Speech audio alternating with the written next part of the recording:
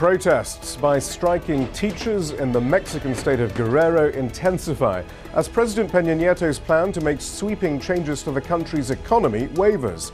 How far should reforms in Mexico go? And campaigners prepare for a day of action against a proposed ban on ethnic studies in Texas. Are the state's Republicans trying to whitewash history? You're watching Inside Story Americas from Washington.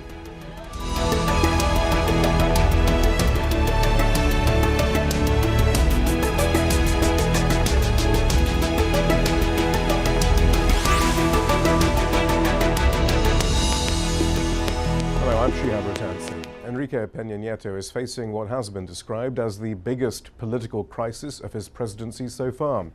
Allegations of vote buying by members of his Institutional Revolutionary Party, or PRI, have the potential to derail the president's Pact for Mexico, a sweeping plan to radically change the country's economy. The allegations led to the postponement of the unveiling of finance industry reform this week. Other industries due to see changes are Mexico's powerful telecommunications monopolies and the oil sector. Pena Nieto began his reforms in education earlier this year, and teachers in the state of Guerrero have intensified their protests. Adam Rainey is in the state capital.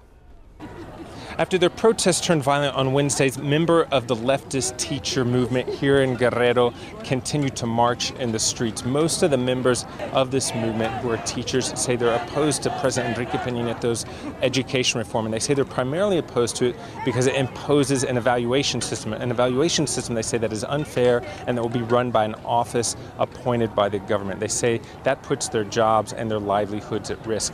But it's grown to be more than just opposition of this education reform. It's also opposition of a whole slate of reforms that Pena Nieto wants to push through right now. And this is the first large mobilization we've seen in Mexico since he took office in December that's presenting an opposition to his view.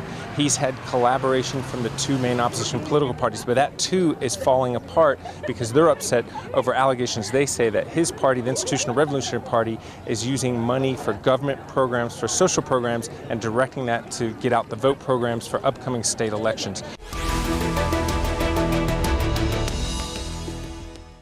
And joining me now are from Mexico City, political analyst and columnist Sergio Aguero, and here in the studio, John Ackerman, editor-in-chief of the Mexico Law Review.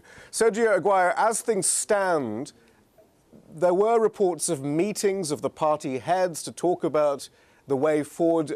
How do things look for Pena Nieto's program?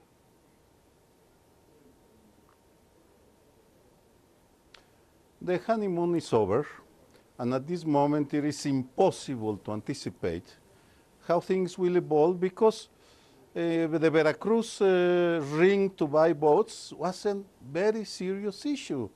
It was more than allegations. It was a massive evidence proving that the party of President Pena Nieto have orchestrated a huge conspiracy to win the elections next July in the state of Veracruz buying votes. So it is I don't know if mortal blow to the Pact for Mexico, but it is certainly a very serious issue that it is now being discussed. But clearly, Professor Ackerman, Pena Nieto presented himself as the reformed PRI, the new face of the PRI, and this is old school PRI. Tactics. But is there really any surprise? I mean, when the other parties got on board with his reform program, they must have known really what was going on. Well, yeah, it's been pretty clear from the very beginning that Enrique Pena Nieto represents the old PRI. He was the governor of the state of Mexico, which is the bastion of the old PRI. There was never much of a question about that. The idea was to create an image of political unity and of media support, both nationally and internationally. As Sergio has said, that sort of shock and awe strategy, that honeymoon, is over now. Not only is the crisis in Veracruz very important in terms of making public what everybody already knows in terms of vote buying practices during, by the way, the election of Enrique Pena Nieto himself. There were grave accusations of that. But also the situation in Guerrero and around the teachers movement is absolutely important. Not only the honeymoon is over, but the street has spoken.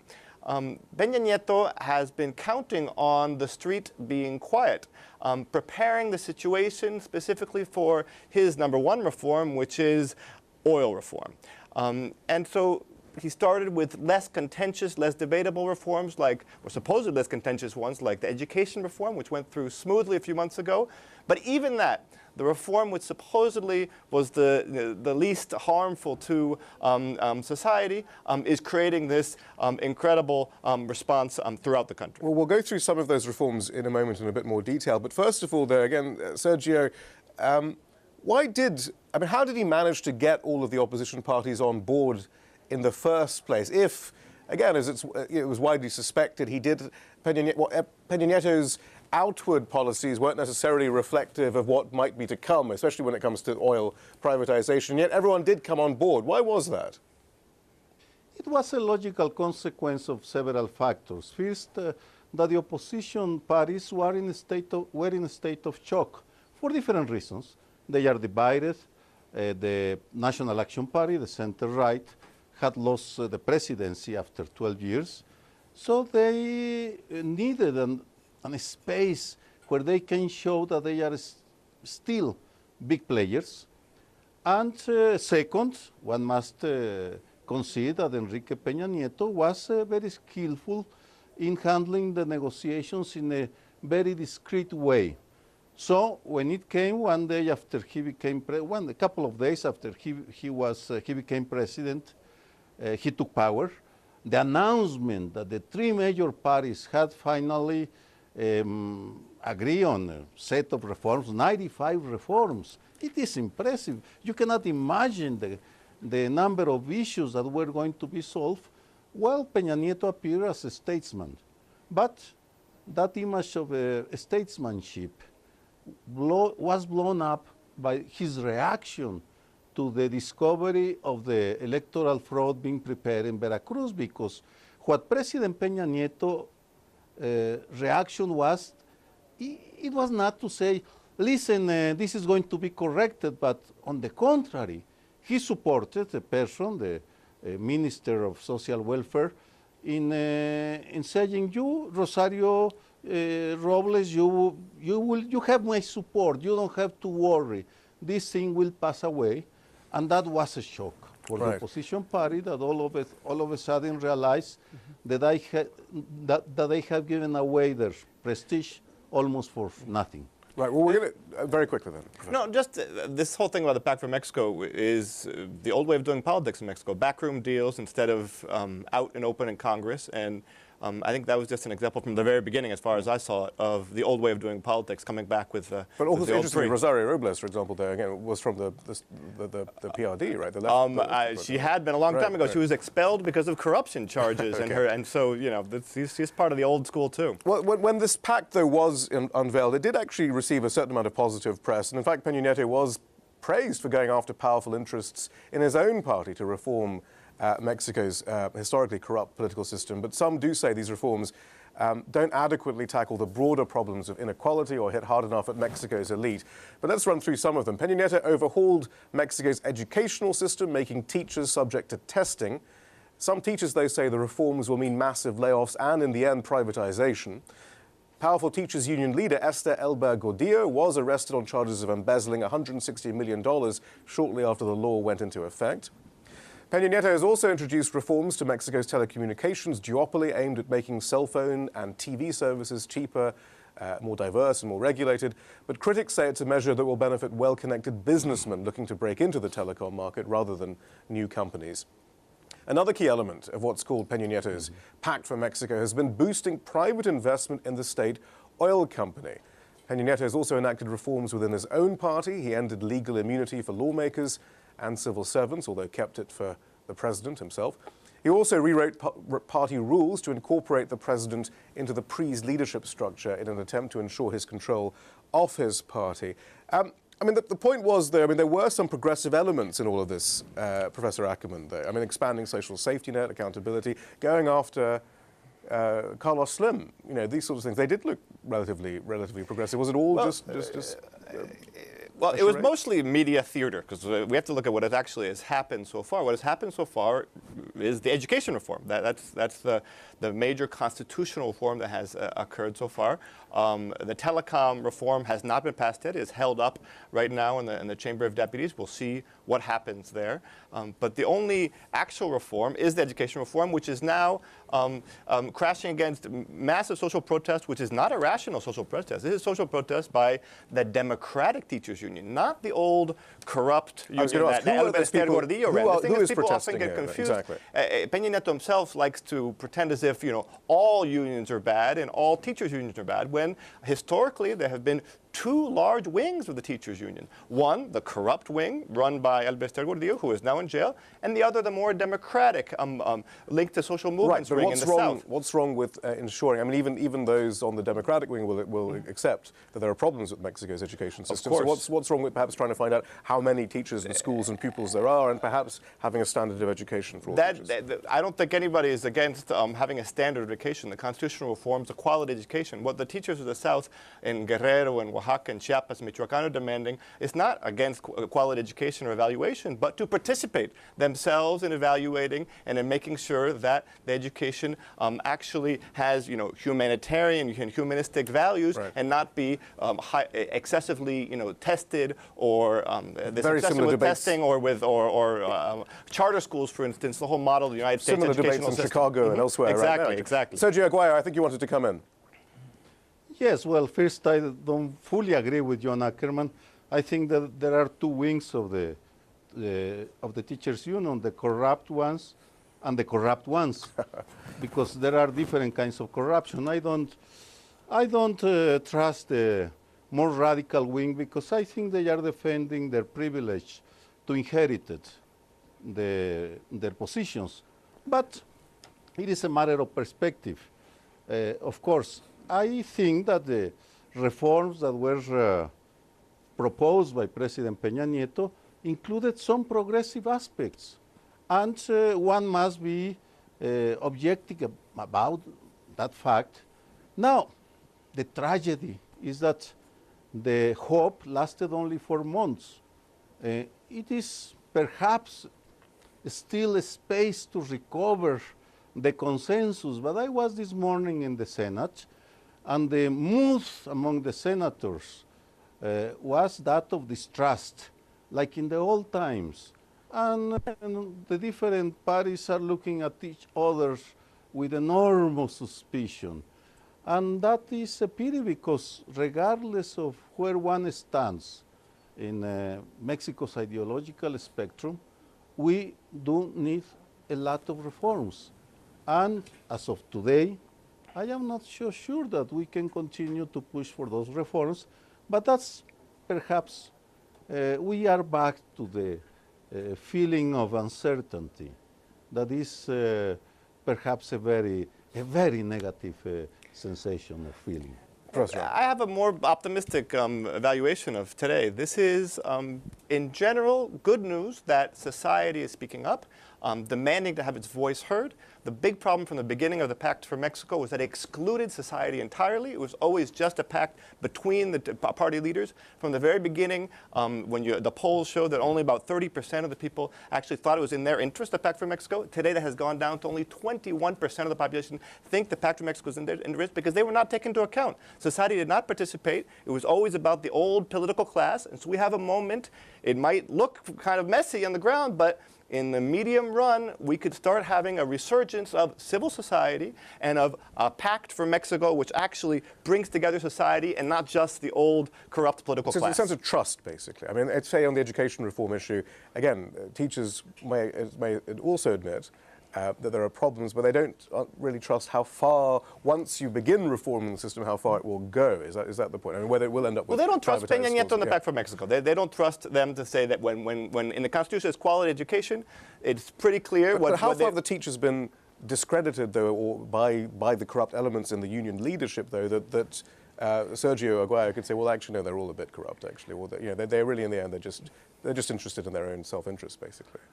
If you look at the proposals that they have specific legal proposals with preambles and explanations of what they're asking for in terms of educational reform. They're not asking, at least in Guerrero, to undo the constitutional reform. They're asking to fill in the content of this constitutional reform with more progressive elements which take into account the teachers and the needs of the particular areas where the schools exist. They're not asking for corruption. They're asking for quality education, as far as I can see. So similarly, Sergio Aguero, as far as the oil sector is concerned, and again, hugely symbolic area for Mexico, real, the nationalization of the oil sector, a real symbol of Mexican independence. Is there that lack of trust then when he says he's simply improving Pemex and not privatizing it then in this sector as well? I mean, do we have real clues as to what he really does plan, if it's not the Pact for Mexico? At this moment, we really don't know what President Pena Nieto is going to propose, because all the reforms have been have stopped due to the crisis in Veracruz and the crisis in Guerrero. And just by the way, to give some figures, still the political infighting in Mexico is a question of minorities. Only 17% of the people participate in public life. The tragedy is about 80% of the Mexican people does not participate because they lack the civic culture, because political parties, all unions are more worried in defending their interests. I don't agree with that description of the radical teachers' intentions. I think they are defending their interests. But of course, it's a question of debate. I have read the same documents as John, and I have come to a completely different conclusion. What about then, because the oil sector is particularly interesting to international investors, of course, and there is that's why there's particular interest in so this. Here the question is, what have we seen in terms of historical experience in the 1990s, last 2 decades, in terms of privatization? Privatization has meant handing over public rents into private hands. Why is Carlos Slim so wealthy today? Because of the privatizations of Carlos Salinas at the beginning of the 90s. Telecoms were handed off directly from the state to a single man. Right, but this is the experience. This is the expectations of the people. That's why there's some faith in Pena Nieto, because he did go after Carlos Slim. No, Pena Nieto right? is the political son of Carlos Salinas. He is the political son of the PRI. No, he hasn't. Well, we'll talk about telecoms. That's a different point. But no, he hasn't gone after Carlos Slim. So the expectation is of Pena Nieto as the political son of Carlos Salinas, and as experience we've had, that if he privatizes oil or a part of the oil rent, what that's going to mean is not more efficiency, but just the transfer of public rents to private hands. We'll have, maybe it won't be Carlos Slim, but another rich guy who will be Pena Nieto's friend. That's what people expect, and that's why they don't expect it positively. That's what they expect from the PRI and Pena Nieto, and that's why they're protesting, because they don't trust that he would be able to do this in a fair and just way. Sergio Aguero, we only have 30 seconds. What about the fundamental problems of corruption and poverty and human rights and democracy? Are these being addressed at all then, do you think? Not yet. We are more corrupt now than 12 years ago. We still have huge, massive human rights problems. And I'm sorry to say, but I think that the optimism of The Economist, the Washington Post, the New York Times is not based on facts, but on false expectations on the part of foreigners. Mexico at this moment is in a bad shape. Sergio Aguero, thank you very much. Professor John Ackerman, thank you as well. Thank you. In Texas, campaigners are preparing for a day of action on Friday in protest at what they say is an attempt to whitewash state university history courses. The Republican-sponsored bill means students will no longer be able to study courses such as Mexican-American history, African-American history, or even women's studies as a component of their degrees requirements. A similar law was introduced in Arizona in 2010. Joining me now from Houston, Texas, is Tony Diaz. He's founder of Libro Traficantes, Spanish for book smugglers, a group that's leading the protest against the legislation. Tony, what will be the consequences if SB 1128 passes? Well, let me put it this way. People know that we did a whole caravan to smuggle banned books into Arizona. We never thought we'd have to defend ethnic studies here in our own backyard. This law would effectively dismantle Mexican-American studies, African-American studies, and women's studies program. HB 1938 would take U.S. history back to 1938, before ethnic studies existed, and we're not going to stand for that. So we are demanding that these laws be taken off the table. Yeah, so I guess we should clarify this. HB 1938 and SB 1128, one in the House, one in the Senate. Tony, I mean, the senator who's introducing the Senate bill, 1128, Dan Patrick, says he's simply trying to ensure that students get a fully rounded education. What's wrong with that? Well, actually, on the logical side, No one has seen this comprehensive history that he's advocating. It would go into place if this law is passed on September 1st. And on top of that, Dan Patrick is in charge of K through 12 education in Texas. He said 12 years with young minds to teach them all these basic history lessons. If there is in fact a problem with the curriculum of history at the college level, it's his fault. He should leave the colleges alone. And he's been educated by now. We've told him several times that this law, by making Mexican-American history no longer count towards history components, it discredits our history and it would dismantle programs one by one, and we're not going to stand for it. So it is an attack on ethnic studies. It actually follows a template that's been delineated in the Arizona laws, and it is a copycat law. It's got different wording, but even this oppressive law in Arizona, Arizona House Bill 2811, it never once mentioned Mexican-American studies, but that was the exact target. So we are here to defy it, and we're doing a full day of actions through all of Texas.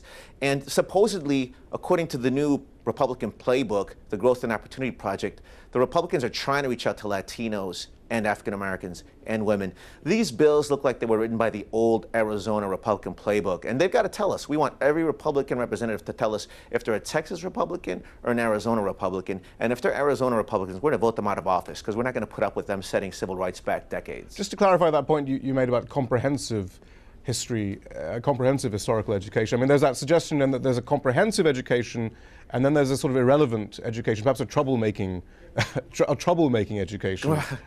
Is that what your sense was? No, exactly. And actually, what this legislation is, I've come up with a name for it. It's called donut hole legislation.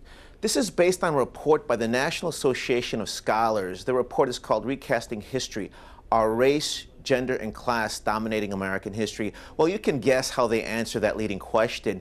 And they come up with a list of 50 books that they critique professors for talking about race, gender, or class too much when they talk about it. Let me give you one quick example. They critique professors who teach the story of the freed slave, the narrative of Frederick Douglass. They say that they talk too much about race. I'm sorry, how do you not talk about race when we're talking about a freed slave? Furthermore, they don't tell us how many hours out of a 48-hour semester class can we talk about race. How many hours of class can I talk about class? So they know we wouldn't tolerate that. So instead, to control teachers, because they say they'll keep the books in. Just remind us of the sort of books that have been effectively banned from classrooms, actually some specifically banned from classrooms. No, exactly. So in Arizona, it's such books like The House on Mango Street. And again, the Arizona bill, the other template that's created, that's being followed here, is they create a fear factor. So in Arizona, the bill was proposed to prohibit courses that promote the overthrow of the government. You know what? We have a Sedition Act in the United States of America. People cannot advocate the overthrow of the government. Why do we need a law to put courses on trial? How does a class even speak? The whole point was that they could reintroduce the books. They were attacking the teachers. Likewise here, if we're not given instructions on how much we can talk about women or African Americans or Latinos when we bring up any of the amendments, how do we bring up the U.S. amendments? And after that, teachers will be intimidated. They'll be intimidated to bring in these books in the classrooms. Books like the Jackie Robinson story, we're not supposed to teach that in a Texas classroom. The sense that makes is nonsense. If it ain't broke, don't fix it. They're actually attacking the Tier 1 school in Texas, University of Texas. And I tell you what, that's where the lawyer, Gus Garcia, went. And he actually went to law school there. He went to the Supreme Court, first Chicano to go to the Supreme Court to defend Mexican-American studies as a protected class. We will actually go back to that law to protect our classes. If we've got to sue Texas like the youth in Arizona slew Arizona, we'll do that too, but there's no way we're going to tolerate our history being discredited. And because we've done so much work in Arizona, we've seen our brothers and sisters struggle over there. We can see that that law there will only be overturned by the Supreme Court in 3 or 4 more years. Lives will be crushed in the process. Students will drop out because they don't have the benefit of these courses that have been proven to stem the dropout rate. We know that we need to nip this in the bud because it's way easier to nip these oppressive laws in the bud. And guess what? I think Dan Patrick is about to turn Texas bluer than anybody thought. Because this looks like a GOP attack on ethnic studies. Tony Diaz, thank you very much. Thank you very much. And that's all from the team in Washington, D.C. for now.